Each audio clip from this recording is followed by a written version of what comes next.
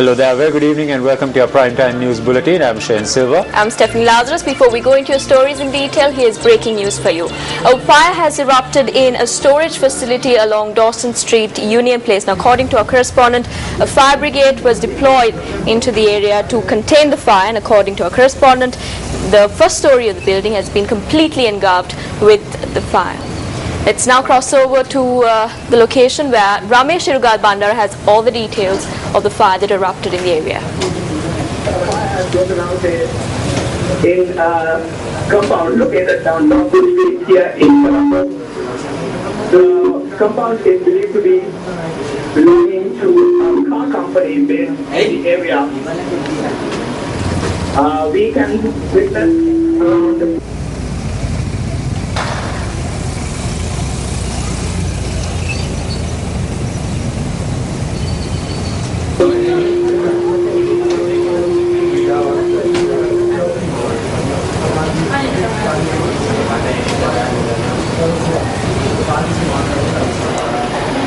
Well, technical difficulties are being encountered at present. Let's go into your stories, and before that, let's take a look at the headlines.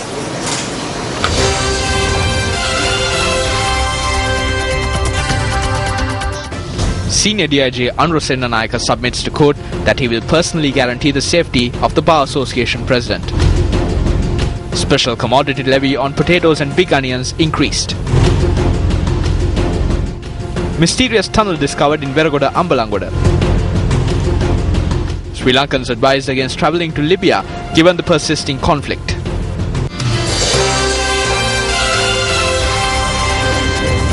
On to your stories in detail now. Senior DIG of Police in the Western Province, Anurasenna Nayaka, informed court today that he would personally guarantee the security of the President of the Bar Association of Sri Lanka, Attorney at Law, Upul Jayasuriya. After considering the submissions made with regards to steps taken to provide security for the Bar Association President, the Colombo Chief Magistrate expressed the court's satisfaction with the security measures. The hearing of the plaint filed with regard to threats posed to the security of the BASL President Upul Jayasuriya as a result of him being followed by an unidentified group was taken up once again today before Colombo Chief Magistrate Gihan Pilapitiya. As ordered by the Chief Magistrate last Friday, Senior DIG Anurasenna Nayaka appeared before court today and made submissions. He informed court that 27 police officers have been deployed as part of a security detail for the President of the Bar Association of Sri Lanka. However, he also pointed out that it is the Secretary to the Ministry of Law and Order who must decide on providing 2 officers as personal security for Upul Jayasuriya. The senior DIG informed court that the Ministry Secretary, who was abroad, would be arriving in the island today and that further steps would be taken following his arrival. Anurasenna Nayaka also informed court that the persons who had followed Jayasuriya on the 31st of July were undercover intelligence officers. He said that their identity had been confirmed after examining photographs provided by the BASL.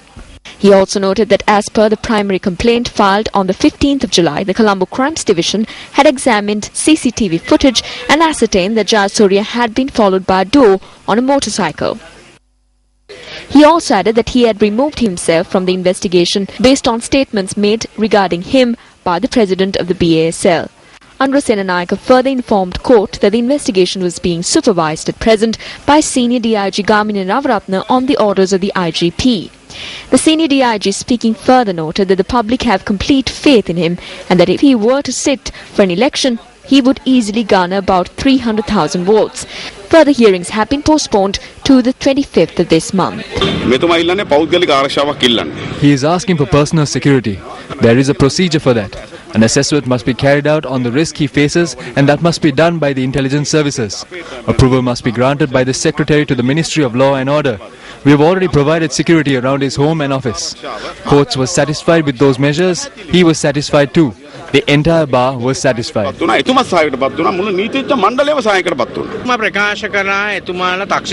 said that they would prepare an assessment report on his security, but in truth, a month has lapsed since the incident occurred. It is astounding that they were unable to prepare a security assessment for a month. We do not have any great faith in that. Since Anurasenna Nayaka constantly reiterated that he would provide security, the court expressed its satisfaction. Upul Jayasuriya මහතාට ආරක්ෂාව ලබා දෙන නිසා ඒ සම්බන්ධයෙන් ගරු අධිකරණයේ සෑහීමටපත් වෙනවා කියලා. Postal voting for the UWA Provincial Council polls will take place on the 4th and 5th of September. The election secretariats note that eligible voters who are unable to cast their votes on these dates will be able to cast their postal ballots on the 11th of September as well. Ashantara Kagamage at Newsfirst Election Bureau in UWA files report. We have examined the 25,772 postal voting applications that were received. It has been decided to accept 20,302 of these postal votes.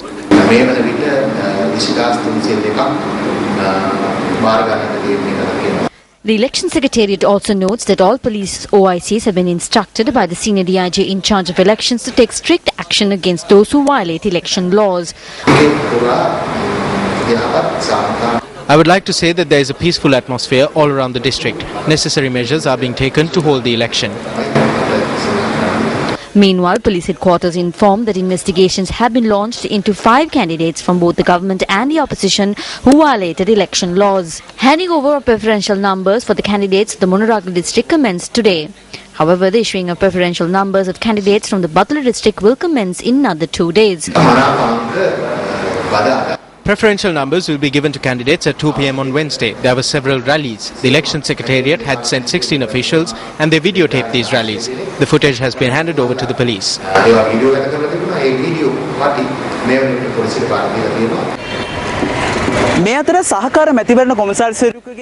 The suspect, who was arrested for obstructing an assistant elections commissioner in Mahiyangane, has been released on bail set at 100,000 rupees.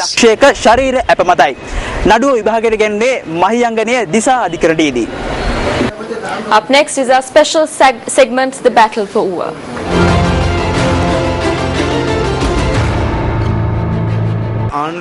The government is not approaching this election with the assurance of victory. It is coming in from decline. Internal conflicts in the government have ripened ahead of this poll. There is no alliance to be found in this election. The grassroots level supporters have begun to abandon this government. That is why the government is afraid. Why is the party being strengthened today like never before? In truth, the party has been strengthened as much as possible and the task is complete. President Mahinda Rajapaksa's government is the only government to achieve a 2/3 majority. It is our hope following these conferences to enroll more than 600,000 activists and further strengthen the party.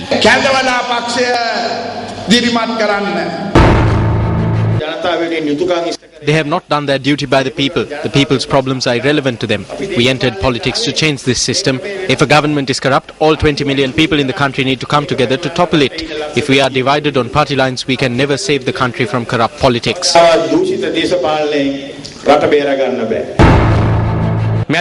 Recently, they showed an election result and said it was a red light for the government. The UNP holds the Colombo Municipal Council, but we have won the Western Province. How can we be defeated? The JVP does not have the shot, my friends. Where is the common candidate today? They have left the country with an economy in pieces. On one hand, the cost of living has increased, and on the other hand, the country is in a debt trap. They are pushing this economy further towards the precipice. They are pushing it further towards destruction. Therefore, there is no point in voting for them anymore. A number of protests were held in the Hambantota, Mahiyangane and Dambula areas, citing several demands.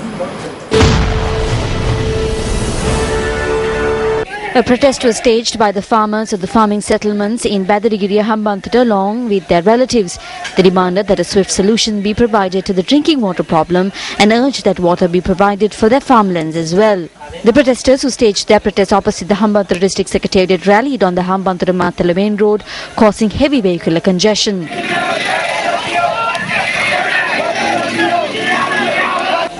They urged that water be provided to the Badarigiri tank from the Lunugamwera tank or the Mawara tank. The protesters charged water being released from the Lunugamwera tank to the Badarigiri tank is being illegally utilized by those who engage in illegal cultivation on either side of the Malala-Ara waterway.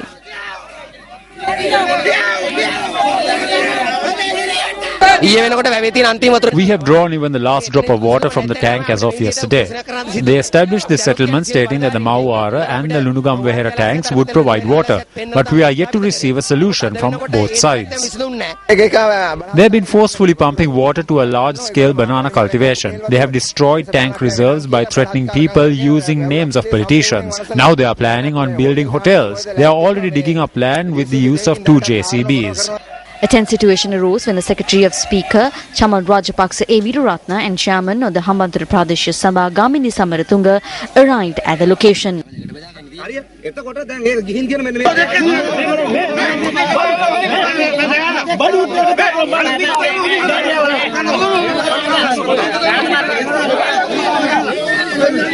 The crowd dispersed after the chairman made a pledge to provide a speedy solution to this issue. 5 areas have been provided with drinking water with no issues encountered. We have taken steps to distribute water from the Lunugam tank tomorrow morning with police security. We received the support of Minister Amaravira as well. A protest was staged in Guruwella Galage by a group of individuals who claim that they are on the verge of losing their lands due to the Murugahakanda Kaluganga project. They charged that the alternative lands they were provided with does not suffice as opposed to the lands they claimed original ownership to.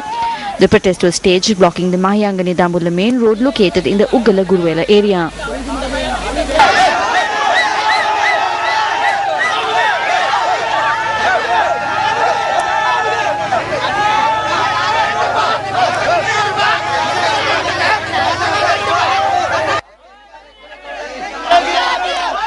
The protesters dispersed after a pledge was made by the Assistant Divisional Secretary of the Laggala Pallegama area that the protesters will be summoned next Wednesday at the Divisional Secretariat for discussions.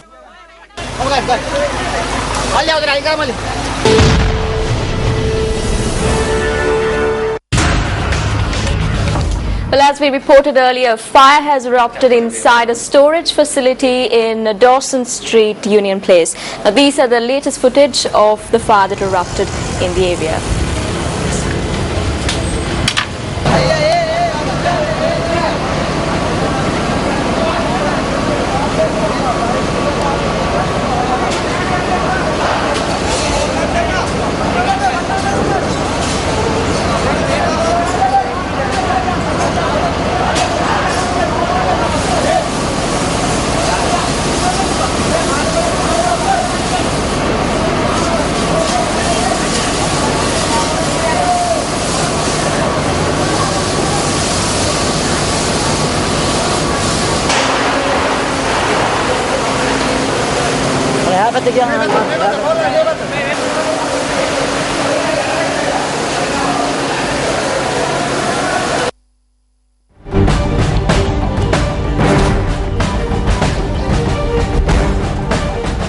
Secretary General of SAARC Arjun P. Dapa met with President Mahinda Rajapaksa at the Presidential Palace in Kandy today.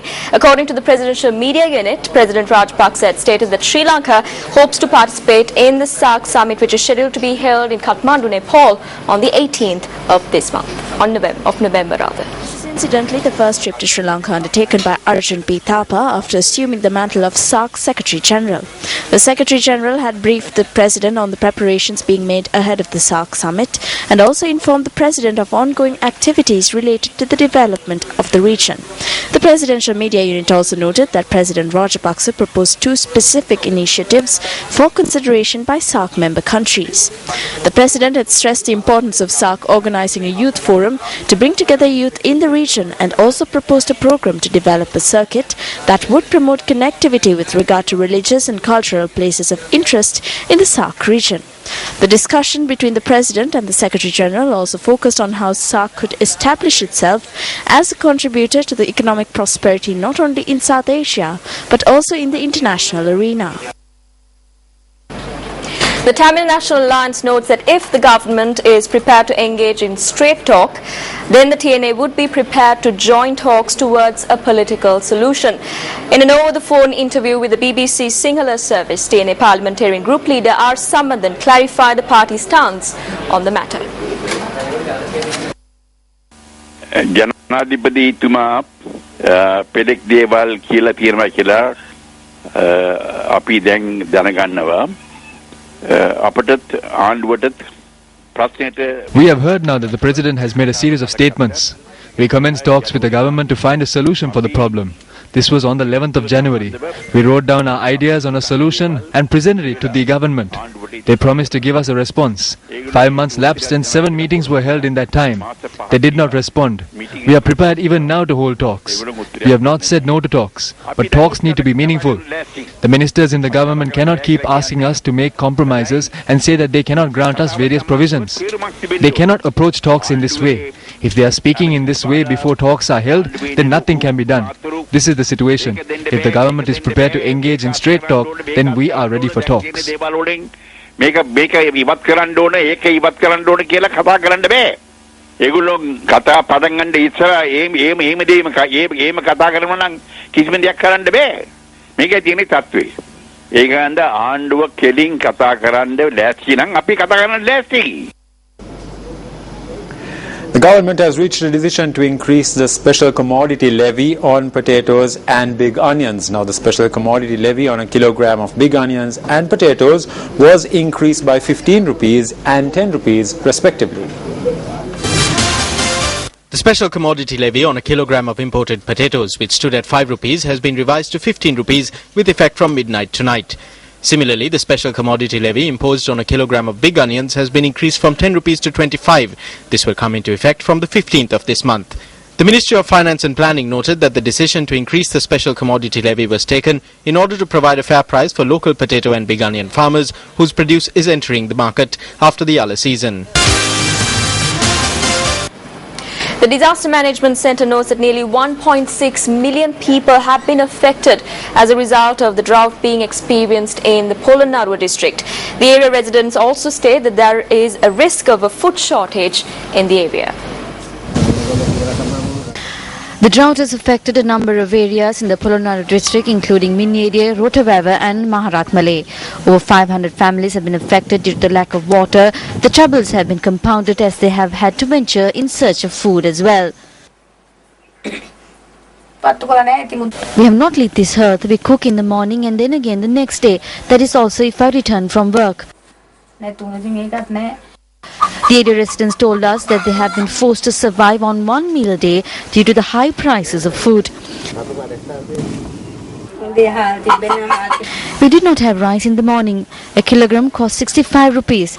There is no rain and we can't cultivate our paddy lands. We ate bread in the morning. We spent 30 rupees on it. We have very little rice which we spread out over the 3 meals. These area residents state that it would be a great relief if someone provides them with dry rations as they have been worst affected by the drought. There is no water, so we can't make bricks. There is no water to drink. We eat only once a day. Prices of rice are around 80 to 90 rupees. We cook one meal in the night. We bring a loaf of bread for the other meals. It would be of great assistance if we could at least get some dry rations.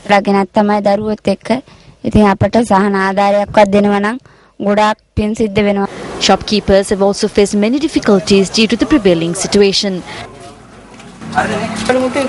We don't earn a large profit by selling goods. There is no profit in selling rice. If we don't charge for the plastic bags, we lose out on that as well. A person who used to buy 10 kilos of rice now buys only 5. The people can't bear it. They are also facing many difficulties. A number of paddy lands in the area have also been affected as a result of the drought. These people who were praying for water have now been forced to wait for relief in the form of dry rations to satisfy their hunger. The people need some food. Why are the ministers and officials turning a blind eye towards this? These are the responsibility of an elected government. Even a child can understand that in the current situation, a person cannot survive with 20,000, let alone 2,500 rupees. Reduce the price of rice at least. Provide us with some sort of relief.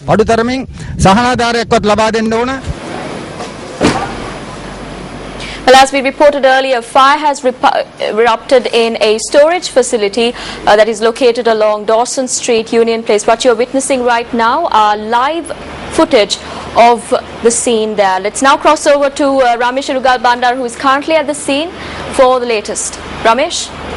A fire broke out at a compound located down Dawson Street here in Colombo 2, and we can still witness firefighters battling it out to control the flames that are breaking out in this compound. On this hand you can see smoke billowing out of the compound. Now this compound is believed to be belonging to a car company in Colombo too. This is their warehouse, this is their workshop. That is what area residents tell us.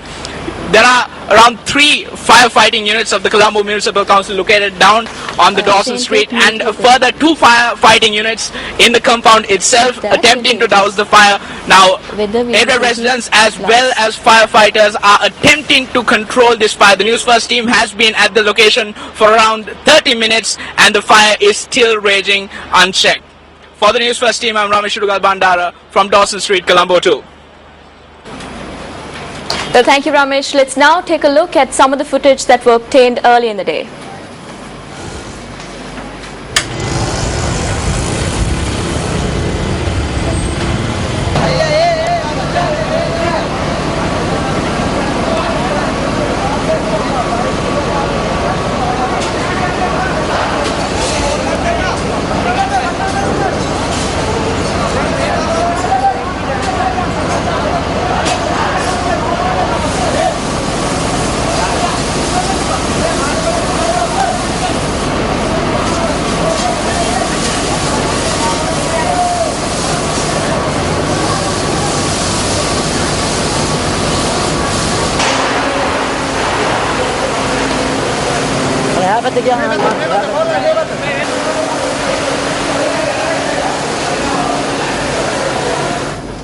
Moving back to other local stories now, a mysterious underground tunnel has been discovered in Veragoda, Ambalangoda.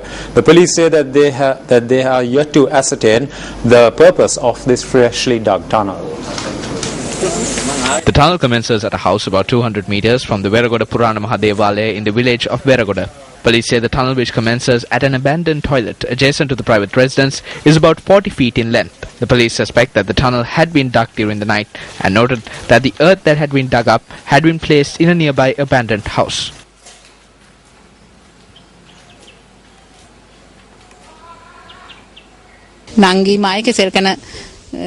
My sister and I had come here with the person who wished to purchase the bananas, and it was at that time that my sister's foot went through the earth. We saw the wooden supports and a wire too. We became suspicious because of the wire.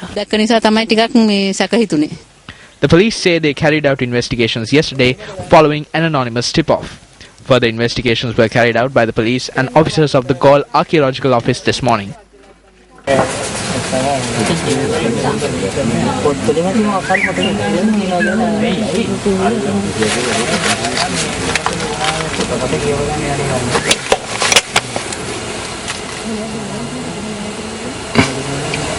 The police noted that the data provided by the archaeological officers indicated that there was no treasure or items of historical value in the area. The police have no leads with regard to the persons who undertook the digging of this tunnel. The gold-plated statue of Lord Buddha, which was stolen from the Piyangala Rajamavihara in Kotasara Bibile, has been returned to the temple. Now, the statue had been placed at the Vilgamua police station prior to its return. The gold-plated statue of Lord Buddha at the historic Piyangala Rajamavihara in Kotasara Bibile was stolen on the 12th of October last year. The statue was recovered on the 30th of November and 3 suspects were arrested in the Baravardhana Oya area in Hasalaka. The 106.4 kilogram heavy and 2 feet tall statue was discovered hidden in a waterhole near the chief suspect's house. A part of the right arm of the statue had been broken off. The statue was then taken to the Vilgamur police station and was returned to its home at the Vihara yesterday. It was brought to the Vihara in a colourful perahara.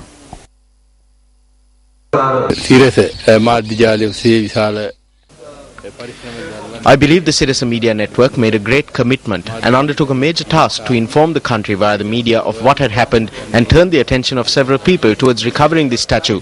At this time, on behalf of the Buddhist monks in this area and the devotees, we wish to thank the Citizen Media Network, expressing our heartfelt gratitude.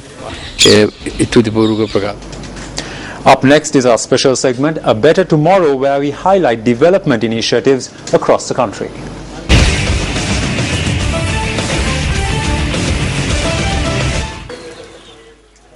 The historic Ahalepola Walawa in Kandy has for a while now been confined to infamy. The historic residence was converted into a prison during English rule and was later transformed into the Kandy Remand Prison. The Urban Development Authority, with the intervention of the Ministry of Defence and Urban Development, is engaged in an effort to resurface the history behind this building.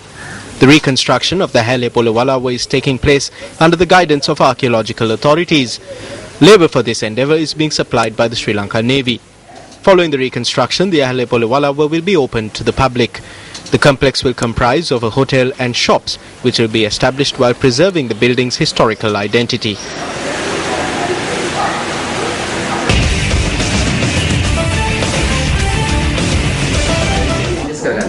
Moving back to some business news now, Governor of the Central Bank, Ajit Niwat Cabral, says that research activities in the agriculture sector is an economic imperative. Speaking at an event held in Colombo today, he said that the country's agriculture output could amount to $10 billion by the year 2020.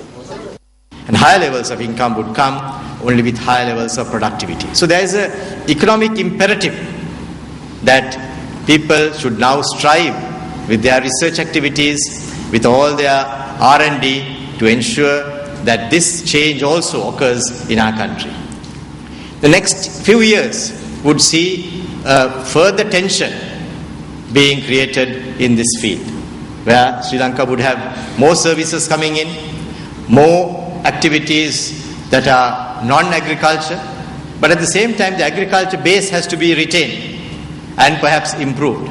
We are envisaging at least a 4 to 5% increase in agricultural output in the next few years, going up to 2020, which means that the present $7.2 billion contribution from agriculture would rise to about $10 billion by the year 2020. The Met Department is forecasting rainfall in excess of 100 millimeters in some parts of the island. Rameshurugal Bandarara joins us now from the Weather Centre with the forecast for the next 24 hours. Welcome, this is the Newsfirst Weather Centre. Let's take a look at the predictions for tomorrow. The Met Department predicts that intermittent showers could be experienced in the western, Sabaragamu and central hills, possibly heading to Galle and Mathura as well as the northwestern province. Now, the Met Department warns the public to take precautions due to the possibility of lightning-related incidents. Meanwhile, the Hatton area experienced a heavy rainfall today and misty conditions were also experienced. A thick mist engulfed the Hatton-Nuwara and Hatton-Colombo main roads today.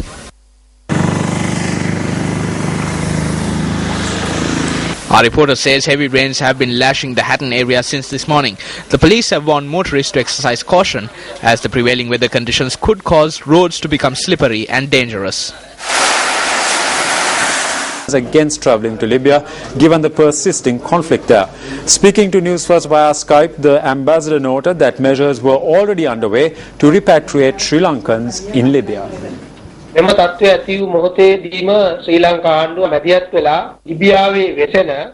soon as the situation arose, the Sri Lankan government intervened and decided to repatriate all Sri Lankan nationals in Libya. We have already repatriated 91 Sri Lankans unharmed. We have already spoken to the families of those still in Libya and clarified the situation to them. If there are any Sri Lankans looking to travel to Libya in the near future for work, then I advise them to refrain from doing so until the situation normalizes.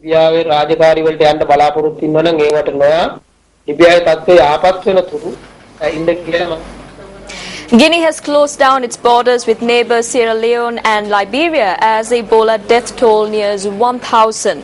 Meanwhile, a 3-day ceasefire in the Gaza Strip is holding and bringing a much-needed respite for residents of the besieged enclave. Newsfirst Nadim Majid joins us now with comprehensive reports on these stories and much more. On to some sports news now. Veteran Sri Lankan batsman Kumar Sangakkara has regained his position at the top of the ICC Test batsmen's rankings following the conclusion of the first test against Pakistan. Sri Lankan skipper Angelo Matthews is placed 5th in the rankings. Meanwhile, Binura Fernando and Dimut Karunaratne have been named in the Sri Lankan squad for the second test, replacing Chaturanga Kumara and Nuwan Pradeep. Time now for more sports news that made the headlines today. ICC has announced that Pakistani off-spinner Saeed Ajmal has been reported for a suspect action, the second such incident in his career. Match officials at the first test between Sri Lanka and Pakistan in Galle cited concerns over a number of deliveries that were considered to be suspect and concluded that the bowler's action needed to be tested. As per ICC regulations, Ajmal will have to undergo test of his action within 21 days, but is allowed to play on until the results of the test are known, according to an ICC statement. A driver has died after being struck by a NASCAR star's car following a collision on a racetrack in New York State. Veteran NASCAR driver Tony Stewart hit young racer Kevin Ward Jr., who was walking on the track after they collided on the previous lap. Authorities are investigating the crash, which took place during the Empire Super Sprints at the race which took place upstate New York.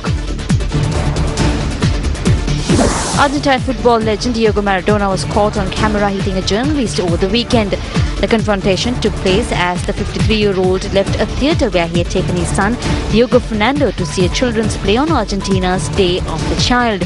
It has been reported the journalist winked at the mother of the former Barcelona and Napoli player's son, his ex-partner.